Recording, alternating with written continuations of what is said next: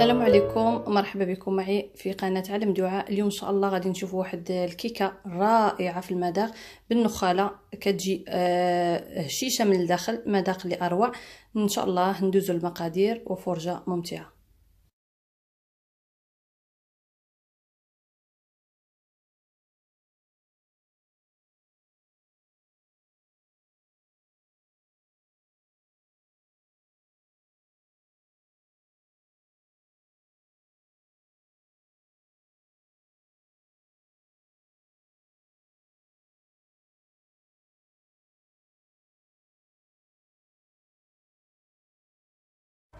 السلام عليكم البنات، كي دايرين؟ لاباس عليكم؟ ان شاء الله اليوم غادي نشوفوا مع بعضياتنا واحد الكيكه بالنخاله.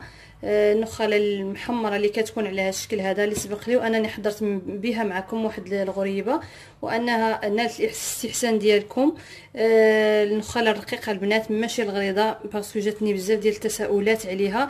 كان اللي يسولني يقول لي واش الغليظه الرقيقه، فهي هذه الرقيقه كما كتشوفوا، اللي محمره يعني محمصه، هي محمره. كان اللي ما يفهمش ما معناها محمصه، انها يعني كنحمرها شويه في واحد المقله ولا في الفران، كل واحد على حسب كي غادي يدير حمرها، يعني غير في هكذا بواحد الملعقه خشبيه، ونحمروها. حاولوا ما تجهدوش عليها النار باش ما تحرقش لكم. كنخليوها على هذا الشكل هذا، تكون يعني بحال اللي تعطي الحمره شويه، وانها من بعد ما غادي تحمر لنا كتعطي واحد الرائحه اللي هي رائعه رائعه تطلع منها. هذه هي النخاله، وهي البقايا ديال الدقيق اللي كينغربلوه. هذا هو. تبقى لنا هذه النخاله هذه، وهذه هي اللي غادي نستعملوها. وكما كتعرفوا انها راها صحيه بامتياز. نحتاج كذلك، عندي هنايا نصف كاس ديال الكوك، كاس ديال السكر حبيبات، اللي ما يحبش الحلاوه يقدر ينقص. عندي كاس ديال الزيت، وهنايا عندي واحد الكاس ديال الجزر، كما كتشوفوا الجزر اللي مبشور رقيق. عندي 3 بيضات، ونحتاجو كذلك واحد الخماره ديال الحلوه بوزن 15 غرام، وهنا واحد الفاني بوزن 7 غرام. هادو هما المكونات اللي غادي نحتاجو في هاد الكيكه ديالنا. نتمنى ان شاء الله تنال الاعجاب ديالكم. غادي نبداو مباشره في التحضير. ناخذوا واحد لو بول، في واحد الاناء غادي نعملوا البيض ديالنا.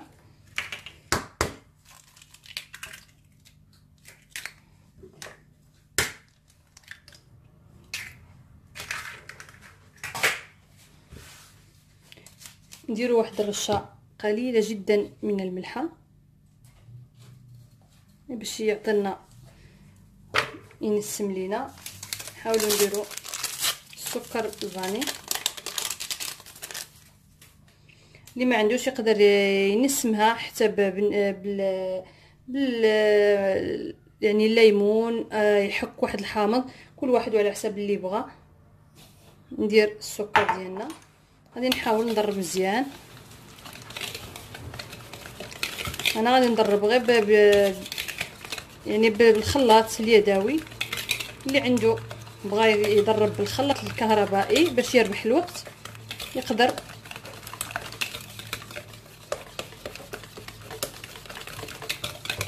غادي نبقاو على هذه الطريقه هذه حتى الخليط ديالنا يرجع لنا. نضرب مزيان.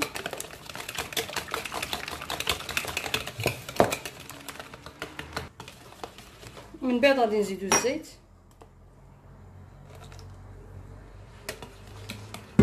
غادي نستمروا دائما في الخلط ديالنا.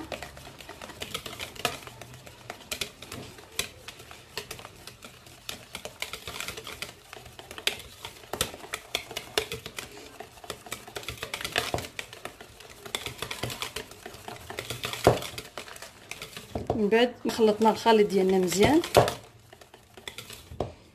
غادي نزيدو له الكوك ديالنا اللي قلنا نصف كاس من الكوك.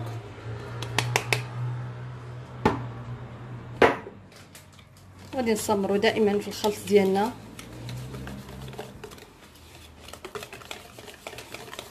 قلنا هذا الكوك كيعطي واحد النكهه اللي هي رائعه، كيتواتى مع الجزر.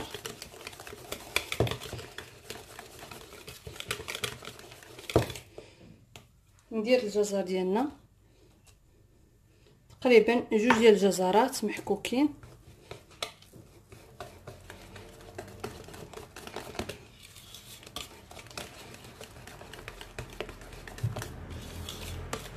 سبق لي انني حضرت معكم واحد الكيكه بالجزر والجوز، كتجي رائعه، وكذا الجزر كيعطي واحد المذاق اللي هو رائع. صافي من بعد كما كتشوفوا ما خلطنا الخليط ديالنا، غادي نديرو النخاله اللي قلنا كاس ونصف من كاس العنبه، وغادي نحاولوا نخلطو مزيان.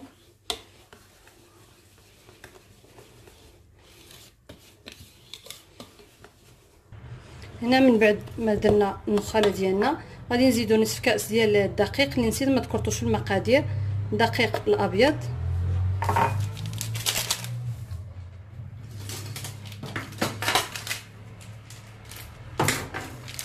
من بعد غادي نديرو الخميره ديالنا اللي قلنا 2 خمارات بوزن 7 غرام 7 غرام. انا عندي هنا فيها 15 غرام، لهذا استعملتها وحده. صافي غادي نخلطوا جميع هاد المكونات. الخليط ديالنا من بعد ما خلطناه مزيان كيجي على هاد الشكل هذا، يعني ما يجيش جاري بزاف، العجينه ديالنا تكون شويه بحال هاد الطريقه هذه.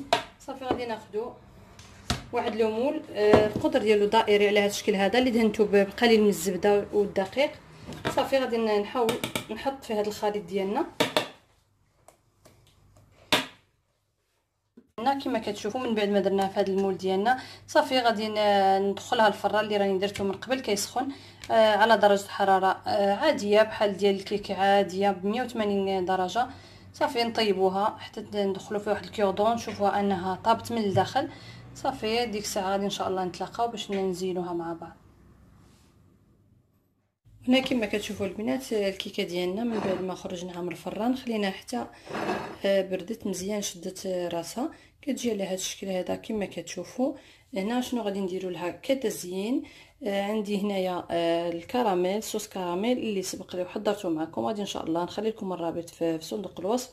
هنا غادي نحاولوا نعملوا واحد الكوش هنا من الافق، يعني هاد الكراميل كيواتيها وكيعطيها واحد الطعم اللي هو رائع. انا كنديرو هنا في هاد البقال وكنعملوه في الثلاجه عادي، يعني الوقيته اللي نحتاجو انني كنسخنو شويه وكنستعملو الحلويات.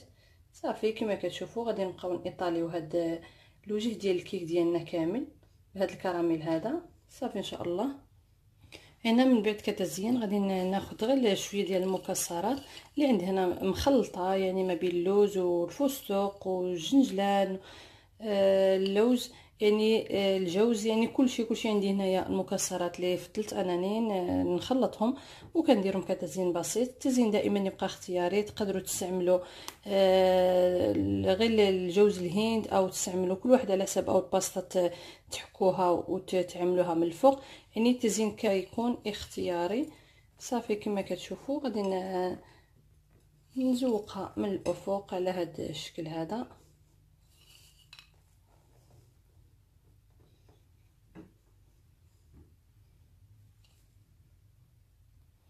والكيكه ديالنا البنات كما كتشوفوا من بعد ما زيناها كتجي على هذا الشكل هذا، انها كتجي رائعه بهاد النخاله اللي عملنا ليها، صحيه بمقادير اللي هي بسيطه، وتزيين كما كتشوفوا اللي هي تزيين بسيط. نتمنى ان شاء الله تكون عجبتكم هاد الوصفه اللي قدمت لكم وتجربوها، فعلا انها كتستحق التجربه وكتحضر بسرعه، والمذاق ديالها ما نقولكمش عليه انها مذاق رائع.